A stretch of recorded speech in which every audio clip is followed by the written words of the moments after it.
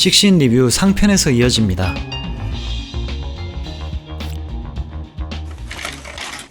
암살자의 기습을 당한 스티븐과 화계. 그렇게 한 달이 지났습니다. 식신 선발대회가 펼쳐지는 날, 디펜딩 챔피언인 당호를 포함한 6명의 셰프가 겨루게 됩니다. 스티븐의 빈자리. 그는 죽은 걸까요?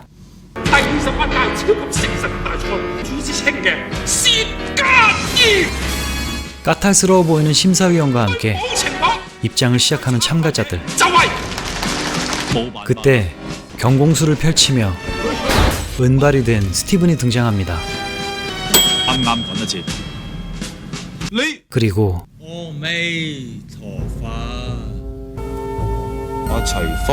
바람처럼 왔다가는 한 스님.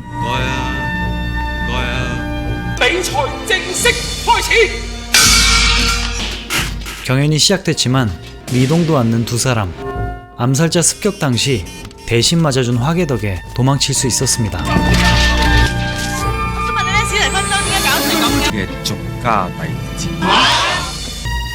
그리고 그는 마침내 소림사에 다다르게 되었는데요. 기절한 그의 바지를 내리는 주지스님. 아쉽게도 독을 빨아내려던 거였습니다. 하지만 완강한 거부.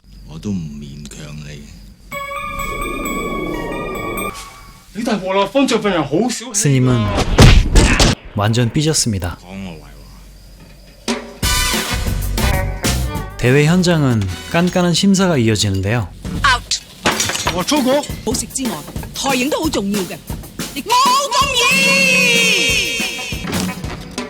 탈출하려던 그의 앞에 나타난 건 바로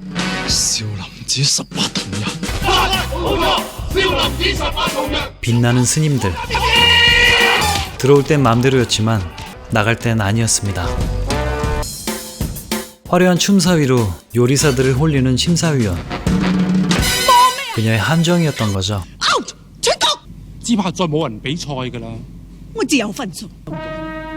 결국 둘만 남게 된 대회 현장.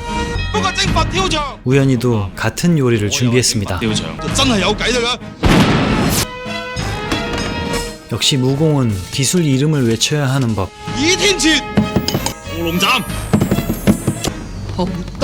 소름 끼치게도 조리 과정이 똑같습니다.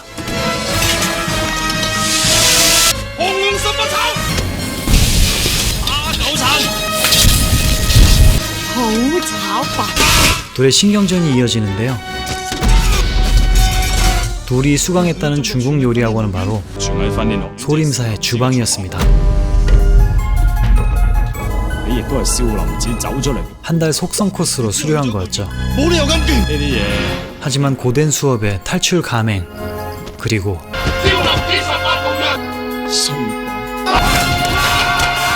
모든 건 삐진 주지스님 탓이었는데요.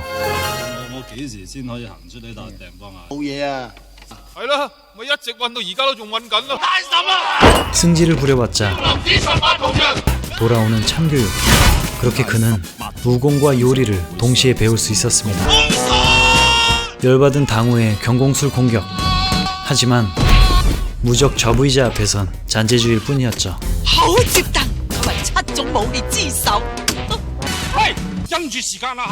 그렇게 조리를 이어가는 두 사람. 그런데 맹달이 숨겨놓은 함정. 원격 폭탄. 요리가 산산이 조각나 버렸는데요. 그래도 아직 시간이 남았습니다. 이것이 바로 요리 내공? 대사님에게 메뉴 조언을 구해보지만 스스로에게 물어보라는 답변. 그가 선택한 건 어떤 메뉴였을까요?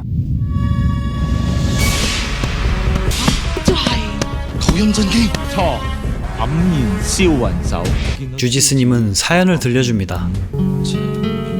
과거를 참회하며 슬퍼하는 모습이었죠. 하루 만에 은발로 각성한 스티븐. 그의 진실된 모습에 삐진 마음도 풀린 것이었죠. 버리는 쌀이 더 많아 보이는 건 기분 탓. 밥과 직화구이를 동시에 진행합니다. 그리고 이어지는 필살기. 가스렌지가 2개나 놀고 있지만 퍼포먼스 또한 요리의 일부분이죠. 이렇게 두 사람의 요리가 완성됐습니다. 먼저 당우. 최상급 재료들로 만든 고급 요리죠. 이어지는 시식. 이건 화개가 해줬던 그 덮밥. 그런데 세상 격렬한 리액션을 보이는 심사위원.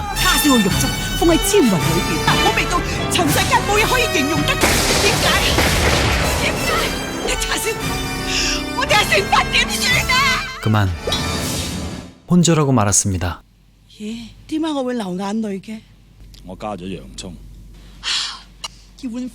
감동의 여운을 되새기던 그녀는 사실 보스에게 매수되어 협박받는 중이었습니다.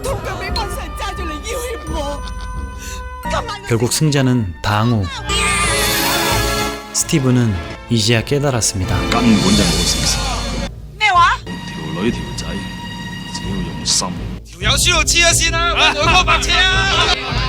그리고 천둥번개와 함께 천상의 문이 열리는데요. 스티븐의 정체는 요리의 신이었다는 사실. 분위기 파악 못하던 보스는 총질을 하다 개로 변하고 말았습니다. 통수만 치던 당우도 그만. 이게 실화인가 싶은데요. 놀랍게도 실제 상황이었던 겁니다. 그리고 얼마 후 화개의 소식을 듣게 된 스티븐. 살아있는 데다 다시 예뻐졌다는군요. 개과천선한 그는 무심하게 쪽지를 건넵니다.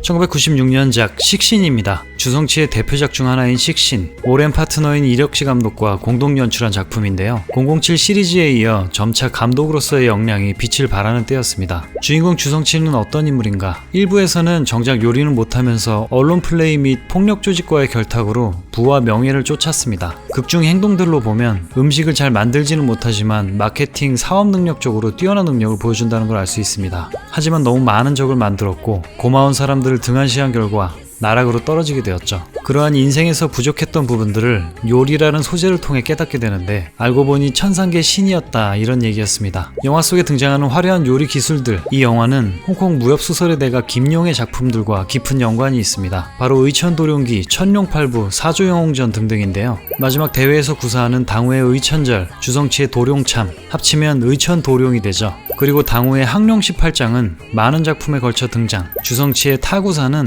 홍칠공의 타구봉법을 차용했습니다. 당우가 공중에서 공격하는 장면은 한마공으로 추정되는데 최고의 악당 구양봉의 기술로 개구리 같은 모습과 요상한 소리를 낸다고 묘사됩니다. 이러한 연출은 쿵푸어슬의 두꺼비 아저씨에게서도 찾아볼 수 있었죠. 고기를 다듬을 때 언급된 무공 구음진경은 도룡도 안에 들어있던 절대 비급, 몽유방장이 말한 암년소원장은 양과의 필살 무공이었죠. 이 암년소원장으로 만든 최후의 요리 암년소원반, 소설에서는 양과가 소용렬을 생각하며 슬픔에 젖어 만든 무공입니다. 설정도 사용자의 감정에 따라 위력이 달라지는 게 특징인데 암년소원반 역시 과거의 회한 때문에 슬픔 속에 만들어졌고 심사위원은 눈물을 흘렸죠. 양파를 넣었다며 한번 꺾어주는 센스까지. 그리고 주성치가 고뇌 속에 백발이 되는 설정은 소설 속의 양과가 겪은 변화와 동일합니다. 김용이란 소설가가 홍콩 문화에 얼마나 많은 영향을 끼쳤는지 알 수 있는 연출들이었네요. 이렇게 엄청난 무공들로 만들어진 요리들, 실제로는 어떤 음식인지 궁금해지죠. 당우가 만들었던 요리 불도장은 저도 먹어봤습니다. 음식에 유혹을 못 이긴 나머지 스님도 담을 넘어버린다는 뜻의 불도장, 보양식 끝판왕이라고 하죠. 먹어본 느낌으로는 아주 건강한 맛이었습니다. 그리고 주성치의 암년소원반은 딤섬집 등에서 비교적 쉽게 접할 수 있는 메뉴였습니다. 바로 차시우판인데요. 차슈가 올라간 덮밥이라고 보면 되겠습니다. 그리고 시장의 그 국수, 바로 잡채면인데 여러 재료가 섞여 있는 잡탕국수라고 볼 수 있겠습니다. 이 국수와 완자 등은 홍콩에서 먹어볼 수 있을 텐데 언제쯤 다시 갈 수 있을지 시국이 야속하기만 합니다.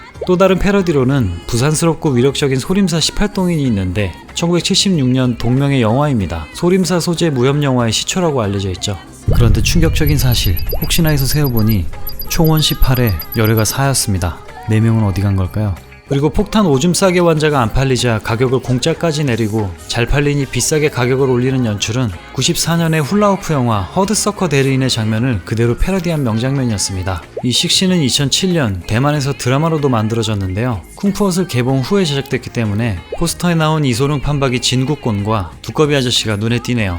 그리고 국내엔 식신2라는 비디오가 출시되었습니다. 그치만 이 작품은 식신과는 관련이 없는 별개의 작품인데요. 98년에 제작된 행운 일조룡입니다. 현재는 럭키가이란 타이틀로 왓챠 웨이브에서 볼 수 있는데 주성치는 홍콩의 유명 에그타르트집 종업원으로 등장하죠.